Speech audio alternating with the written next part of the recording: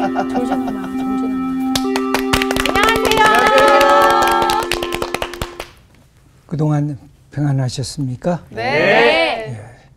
오늘은 명화로 알아보는 나의 영성지수 6번째 강의입니다.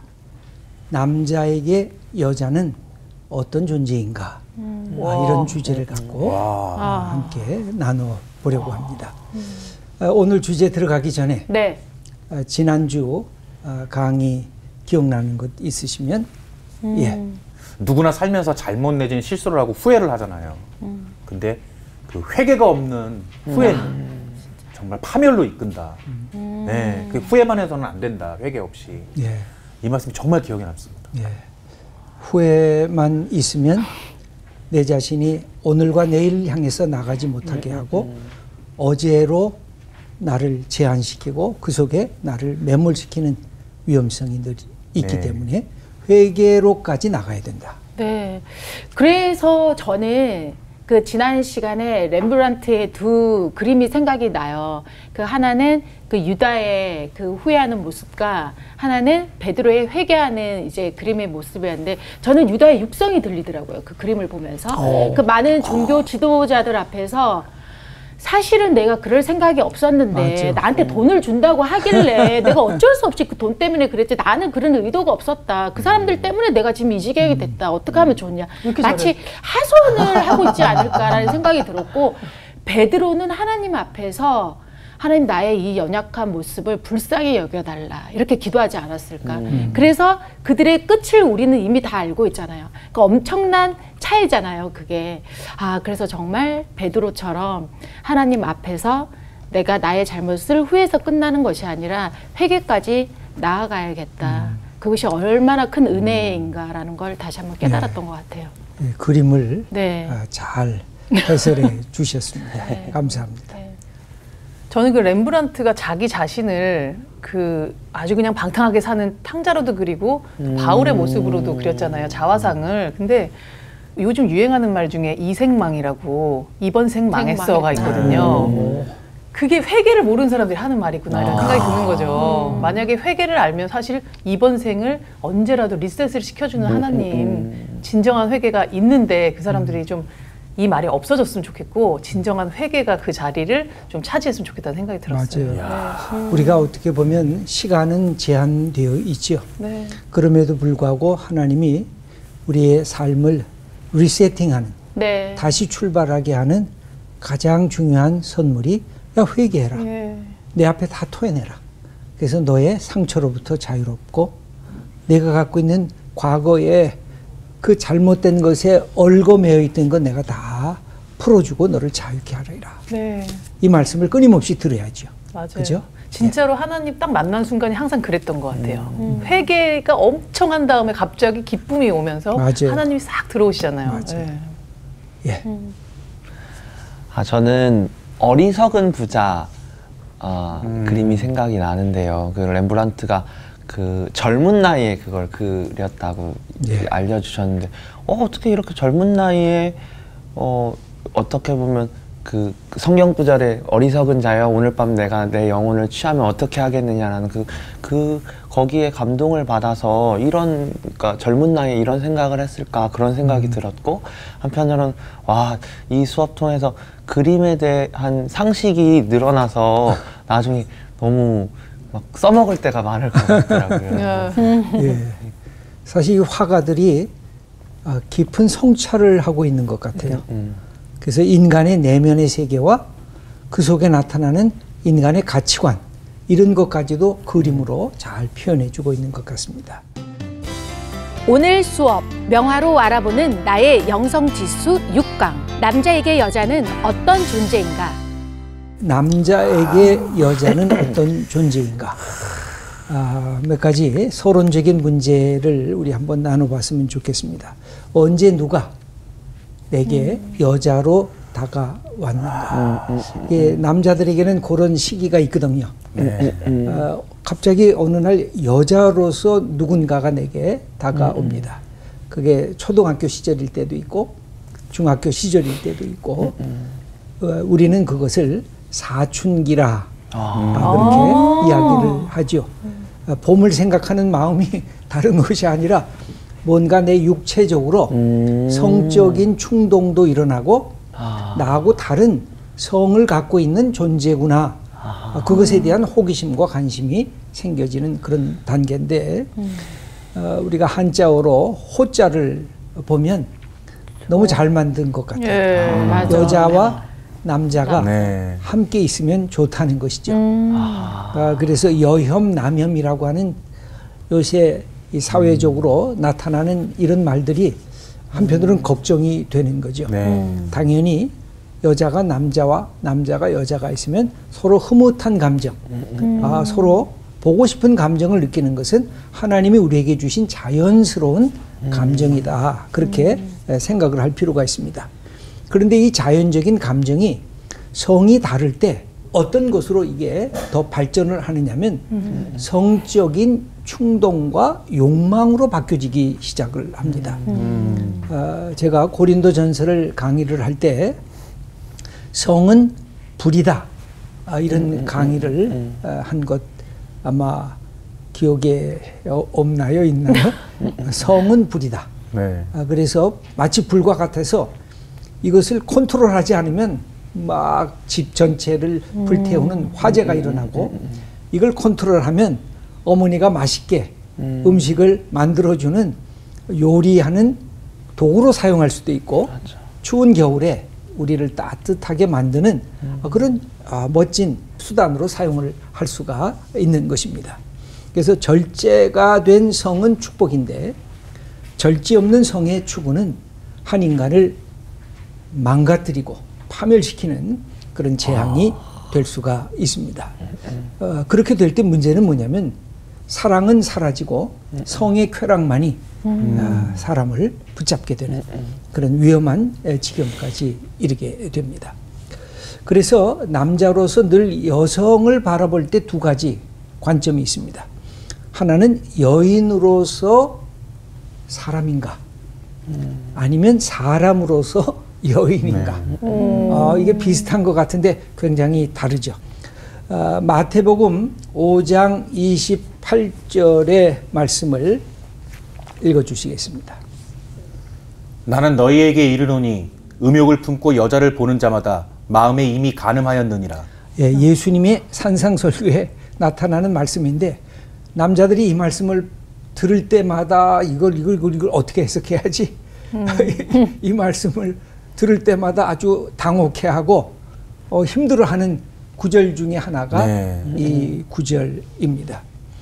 이 말은 여러 가지 해석이 가능합니다만 여자를 인격적 존재로 보느냐 아니면 성적 즐김의 대상으로 여성을 보느냐에 따라서 이것의 의미가 우리들에게 잘 전달될 수 있는 것입니다. 예수님의 말씀은 여성을 인격으로서 보면서 그렇게 대하라는 것입니다. 그냥 내 성적인 즐거움의 대상, 눈요기의 대상으로 보는 것, 그것은 위험하다는 경고 말씀을 하신 것입니다. 그러면 남자가 여자를 대면하는 자리가 몇 가지의 자리가 있습니다. 남자가 여자를 가장 먼저 만나는 자리가 언제일까요? 태어났을 때. 그렇죠. 어머니. 엄마입니다. 근데 모든 남자에게 엄마는 여자가 아니에요. 그렇죠. 이것도 아주 독특한 것인데 엄마는 분명히 여성인데 모든 남자에게 엄마는 그냥 엄마예요. 네, 그렇죠. 여성이 아니에요. 이 점을 남자들은 자꾸만 까먹을 때가 있죠. 그래서 제가 그림 1을 소개하는데 이걸 본래 머터널 케어라고 되어 있는데 우리말로는 어머니와 아들이라는 제목으로 그렇게 되어져 있는 것인데 아주 재미있는 그림입니다.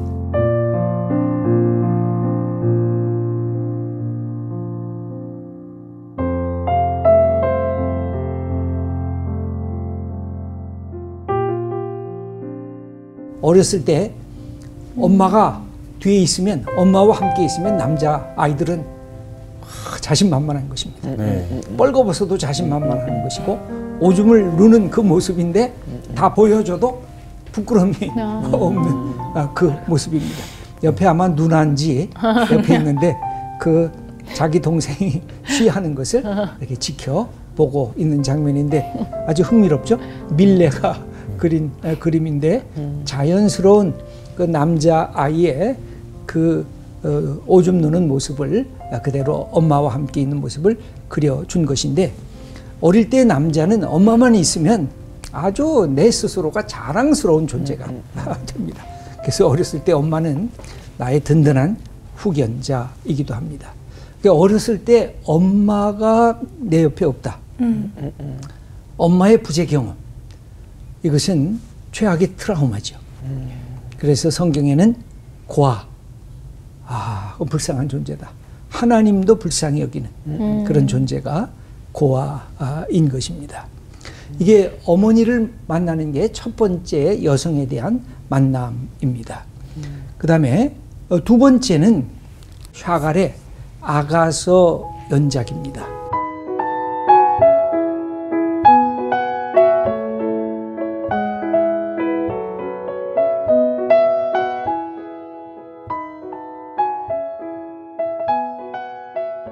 행복한 결혼식에 대한 그림인데 여기 보면 놀랍게도 여자가 남자를 포옹하고 있습니다. 네. 그리고 남자는 여자를 그윽하게 바라보고 있습니다. 여자의 흰드레스가 밑에까지 쫙 하고 펼쳐져 있습니다. 어떻게 보면 여자의 사랑이 무한대로 펼쳐져 있는 것처럼 보여지기도 합니다. 그 옆에 천사들이 나팔도 불고 아주 즐거워하는 그 모습인데 뭘 보고 이것을 그렸느냐면 구약의 아가서를 읽으면서 그 속에 나타난 솔로몬 왕과 술람미 여인의 그 사랑의 장면들이 수없이 나옵니다. 네. 여자가 한마디 하면 남자가 한마디 하고 남자가 한마디 하면 여자가 한마디 하고 그런데 그 내용이 굉장히 육체적입니다. 네. 그리고 어떻게 보면 아주 에로틱해요. 그런데 놀랍게도 이 아가서를 유대인들은 언제 읽었느냐면 가장 엄숙한 6월절에 이것을 읽었어요. 그 무슨 뜻이냐? 솔로몬 왕과 술람미 여인의 그 사랑을 하나님과 이스라엘 백성의 사랑의 관계로 해석하면서 읽었어요. 근데 하나님에 대한 얘기가 안 나오거든요. 그런데도 이것을 성경책에 끌어들인 것은 내가 볼 때 굉장히 탁월한 그 선택이었다고 할 수가 있겠습니다. 그 다음에 세 번째 그림이 있습니다.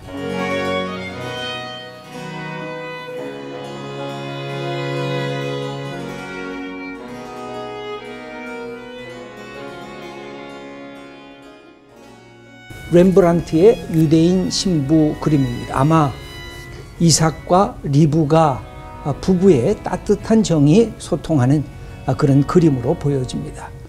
남편이 아내의 어깨에 이렇게 손을 얹어 놓고 오른손으로는 가슴에 손을 얹고 여성은 목걸이, 팔찌, 반지로 이렇게 예쁘게 장식한 그런 유대인 신부의 모습을 그려주고 있습니다. 그래서 이 아내는 단순히 예쁘다가 아닙니다. 아내는 일종의 질서, 일종의 조화, 그리고 동행의 대상. 그래서 성경에는 아내를 얻는 것이 모든 남자들의 복 중의 복이다. 그런 표현을 쓰고 있습니다. 잠언서 19장 14절 여윤정님. 집과 재물은 조상에게서 상속하거니와 슬기로운 아내는 여호와께로서 말미암느니라. 예, 늘 돈이나 재물은 내가 부잣집에서 태어나면 저절로 그것이 내게 상속이 되지만 슬기로운 아내, 늘 그것에 대한 꿈들이 있었어요. 유대인들의 남자들에게는 지혜로운 아내, 지혜로운 아내를 얻는 것은 어쩌다가 눈이 맞아서 어쩌다가 사랑해서 얻는 것이 아니라 하나님의 선물이라는 것이죠. 그건 하나님으로부터 말미암는 것. 그렇습니다. 베드로전서 3장 7절 말씀을 읽어주시겠습니다. 남편들아, 이와 같이 지식을 따라 너희 아내와 동거하고 그를 더 연약한 그릇이요 또 생명의 은혜를 함께 이어받을 자로 알아 귀히 여기라. 이는 너희 기도가 막히지 아니하게 하려 함이라. 예, 아멘. 여기에 아내와 동거하고 아내가 연약한 그릇이고 생명의 은혜를 함께 이어받을 존재라는 것을 알고 남자들이 아내를 귀히 여기고 사랑하고 동행하라고 우리들에게 가르쳐주고 있습니다. 그래서 이 아내를 얻는 것은 남자들의 모든 삶이 안정적으로 조화롭게 자기의 삶을 유지할 수 있는 기반이 되는 것이 결혼의 축복이라고 할 수가 있습니다. 그러면 그림 네 번째를 설명해 드리도록 하겠습니다.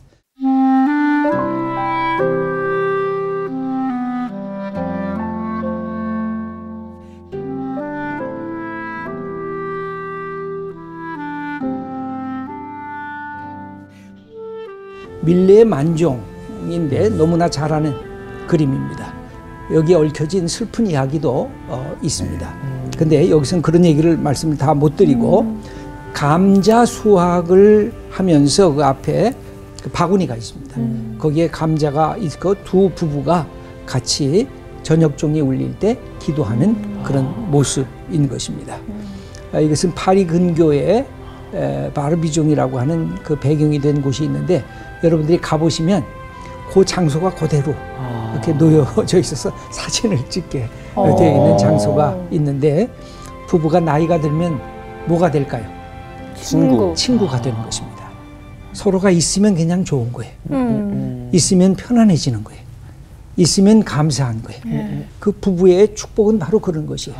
젊을 때는 활활 타오르는 그 불처럼 사랑의 열정으로 사랑하지만 이게 나이가 들고 10년, 20년, 30년이 지나면 그냥 이야기를 하지 않아도 아내가 저기 있으면 마음이 편안하고 남편이 저기 있으면 내가 여유로워지는 것이 부부가 갖고 있는 그런 삶이라고 할 수가 있습니다.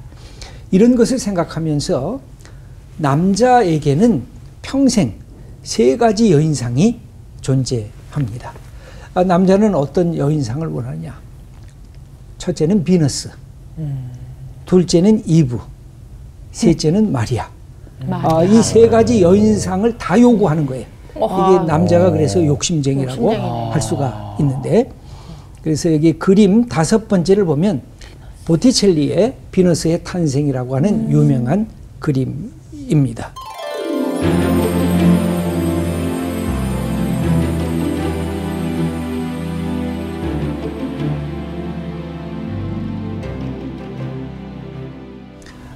여기에 나타나는 뭐 다른 여러 가지 배경과 이것을 설명을 하지 않고 다만 핵심은 뭐냐? 남자들이 여인에 대한 환상이 있는데 아름다움에 대한 환상이 있습니다. 여자가 예뻐야 된다. 그러니까 젊은 남성들에게 뭐 여자 미팅 해주겠다고 그러면 남자들이 제일 먼저 물어보는 말이 있어요. 예쁘냐? 네. 100% 똑같이 물어봅니다. 예쁘냐? 근데 뭐가 예쁘냐는 설명이 없어요. 그냥 예쁘냐? 여자는 미적으로 아름다워야 된다. 그런데 이것이 감정을 넘어서 의지와 결단으로 사랑하게 되면서 성숙한 동반자가 될 때 결혼이라고 하는 것을 하게 됩니다. 그것은 바로 뭐냐면 그림 6번째 아주 유명한 그림입니다.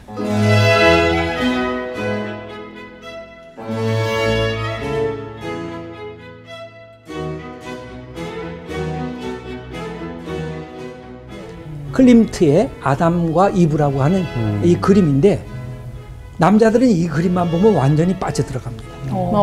대부분의 남자들 모두가 다 그렇습니다. 왜? 하도 이 클림트가 여성을 아주 화려하게 그냥 그대로 정난하게 그리고 오히려 남자는 완전히 축 늘어져서 뒤에서 잠을 이렇게 자고 잘 보이지도 있습니다. 않아요. 예? 남자는 잘 보이지도 않아요.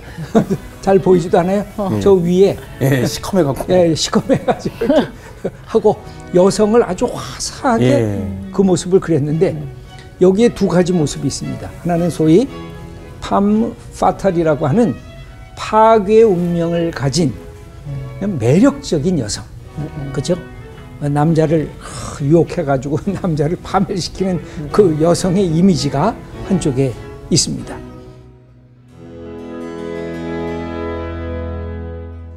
잠언서 5장 15절. 네, 홍가람님 네. 긴데 읽어주세요. 너는 내 우물에서 물을 마시며 내 샘에서 흐르는 물을 마시라. 내 샘으로 복되게 하라. 내가 젊어서 취한 아내를 즐거워하라. 그는 사랑스러운 암사슴 같고 아름다운 암노루 같으니 너는 그의 품을 항상 족하게 여기며 그의 사랑을 항상 연모하라. 내 아들아, 어찌하여 음녀를 연모하겠으며 어찌하여 이방 계집의 가슴을 안겠느냐. 예, 아주 구체적이고 정난하게 사랑하는 아들에게 가르치는 내용입니다. 내가 젊어서 취한 아내를 평생 사랑하라는 것입니다. 그리고 그 품에 함께 있는 것을 만족스럽게 여기라는 것입니다. 이 부분은 성적인 접촉, 성적인 만족까지 아내를 통해서 얻으라고 하는 것이에요.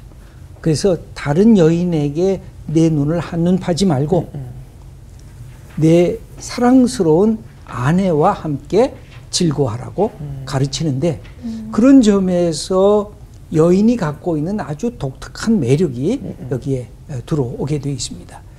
그리고 두 번째로 거기 보면 무기력한 아담과 생기발랄하고 화사한 이불을 보여주면서 여성에게는 어떤 힘이 있느냐? 남자를 깨우는 힘이 있습니다. 여기 남자가 무기력하게 지금 자고 있는데 남자를 깨우는 능력이 여성에게 있습니다.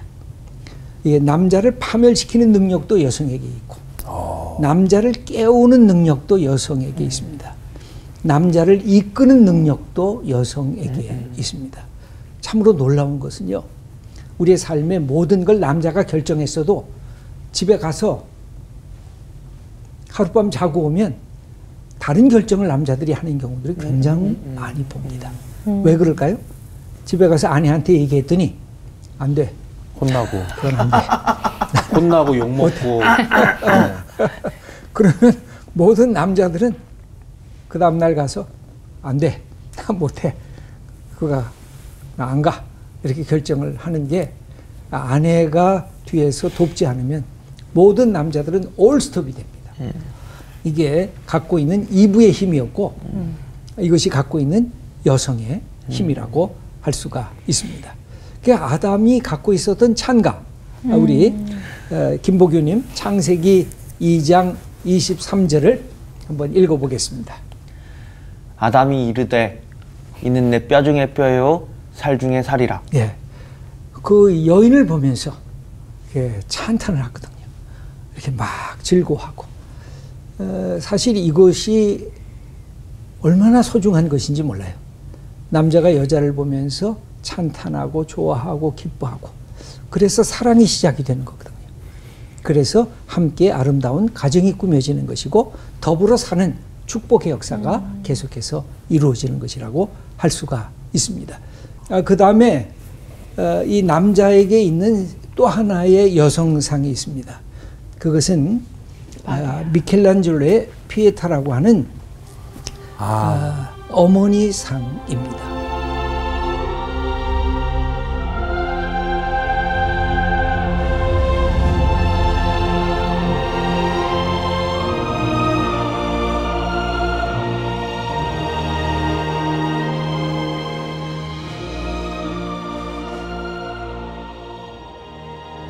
이 피에타라고 하는 말은 우리가 피티라고 하는 국률이 여기는 그 마음을 피티라는 단어를 쓰잖아요.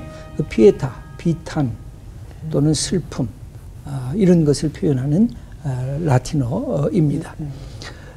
여기에 보면 마리아가 십자가 달려 죽은 아들 예수를 이렇게 안고 있는 그 장면입니다.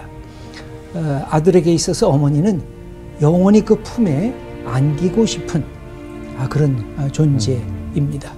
어머니는 그래서 모든 남자들에게 여성이 아니라 구원의 존재입니다. 그냥 엄마 그러면 그냥 그 품에 안겨서 내가 있었던 그 평안함, 그 마음속의 여유, 그 누구도 상관하지 않는 나의 자유로움이 모든 아들들에게 있습니다. 그래서 이 어머니 상의 이 모습을 갖고 있는 것이 바로 남자들의 세계 속에 나타나고 있는 특징입니다. 그래서 남자들은 내 여인에게 끊임없이 세 가지를 다 요구를 합니다. 첫째는 비너스적 요소인 미와 성적인 만족을 요청을 합니다. 어느 남자도 마찬가지입니다. 내 아내는 아름다워야 돼, 멋져야 돼, 예뻐야 돼. 그리고 나의 성적인 욕구를 만족시켜 줘야 돼. 그래서 부부가 되면 부부가 서로 어떻게 해야 성적인 만족을 함께 나눌 수 있겠는가를 이야기를 하실 필요가 있어요. 그래서 함께 남자도 만족하고 여자도 만족하는 그 기쁨을 누려야 부부로서의 축복을 지속해 나갈 수가 있습니다. 그런데 이것이 결핍되면 어떻게 될까요? 남자들은 어떻게 돼요? 계속해서 끊임없이 나가서 바람 피려고 하죠. 어른들 표현대로 하면 밖으로 돈다고요. 예, 밖으로 도는 거죠. 아까 네 셈에서 만족해야 되는데 다른 셈이 뭐 더 맛있는 셈이 없나 하고 돌아다니는 거죠. 이 부분이 우리의 삶에 아주 중요한 결혼하는 남자와 여자에게 있어서 소중한 부분입니다. 두 번째는 이부적 요소입니다. 이것은 결혼의 하나의 관계라고도 할 수가 있습니다. 생활의 제도적 안정성을 가져다주는 자리입니다. 이것이 결핍되면 남자들은 자기 통제를 잘 못합니다. 그리고 방황을 합니다. 이 가정이라고 하는 것은 남자에게 있어서 얼마나 소중하냐면 베이스 캠프와 같거든요. 아, 집에 가면 사랑하는 아내가 있지 하고 함께 그 삶을 즐거워하는 것이 남자에게 있어서 이 가정이라고 하는 공동체인데 거기에 아내가 함께 있는 것입니다. 세 번째입니다. 마리아적 요소가 아내에게 요청하는 남자들의 또 한 부분이기도 합니다. 이것이 결핍되면 어떨까요? 남자들은 외로워집니다. 그래서 당혹스럽게 여기저기 내가 이걸 어디서 이 평안함을 누릴 수 있을 것인가. 그러니까 남자들에게는 그런 요소들을 아내에게 다 요청하는 거예요. 비너스적 요소와 이부적 요소와 마리아적 요소를. 그래서 때에 따라 적절하게 오늘은 내 남편이 아들과 같구나. 그럼 따뜻하게 안아줄 필요가 있죠. 오늘은 이 내 남편이 바깥에 나가서 너무 방황을 하고 지금 마음에 평안을 요청하는구나. 그러면 그것도 받아줄 필요가 있죠. 어떨 때는 내 남편이 나의 성적 파트너로서 그런 역할을 요청하고 있구나. 그럼 그것도 받아줄 필요가 있죠. 이렇게 보면 남자만 욕심쟁이고 여자는 수동적인 느낌만 나는데 그건 또 여자들도 같이 응답해야 되니까 그것을 어떻게 우리의 삶에서 만들어 갈까. 이것이 남자와 여자에게 주어진 우리의 과제라고도 할 수가 있을 것입니다.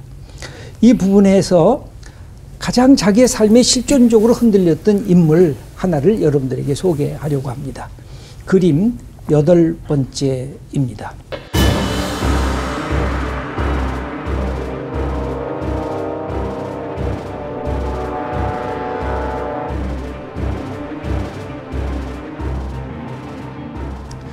샤갈의 유명한 다윗과 밧세바라고 하는 유체화 그림입니다. 너무나 잘 아는 거죠. 네. 다윗은 자기의 부하 중에 30명의 용장이 있었는데 그 중에 하나가 우리아 장군이었습니다. 그런데 우리아의 아내가 너무 그의 시선에 들어왔기 때문에 이 아내를 빼앗기 위해서 어떻게 했어요? 전장터에 내보냈어요.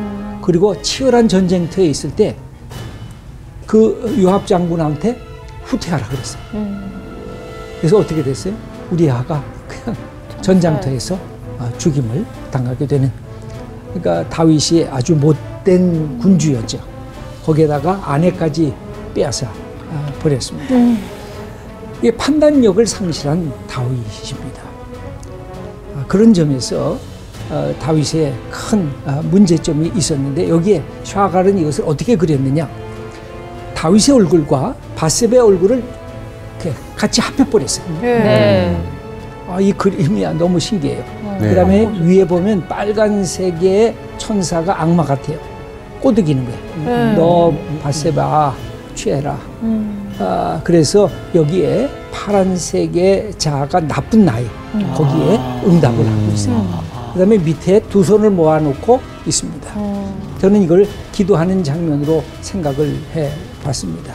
그러니까 붉은색의 악마는 다윗을 유혹하고 다윗은 아래에서 나 이걸 벗어나고 싶은데 그런데 점점 손이 붉어지기 시작하는 거예요. 이게 점점 효력이 떨어지는 거죠. 그래서 바세바를 자기 아내로 취하게 되는 그 모습을 샤갈은 이렇게 멋지게 한 인간 속에 두 얼굴을 집어넣습니다. 생각을 지우려고 하는데도 계속 바세바가 떠오르는 거예요. 네. 이것은 당신의 부하의 아내입니다라고 말하는데도 바세바를 끌어들인 거예요. 그렇구나. 그 이게 다윗이 갖고 있었던 죄악이 크게 두 가지였는데 하나는 살인죄, 하나는 간음죄. 이건 당대의 사형에 해당되는 죄악이었거든요. 맞아요. 근데 이것의 유혹을 물리치지 못하고 이 속에 빨려 들어갔던 다윗의 모습을 봅니다. 이게 남자들이 갖고 있는 실상이에요. 힘이 생길 때, 돈이 많을 때, 맞아. 내가 멋지게 생겼을 때, 내가 건강할 때, 남자들이 늘 부딪히는 유혹이 이 성적 유혹이라고 할 수가 있습니다.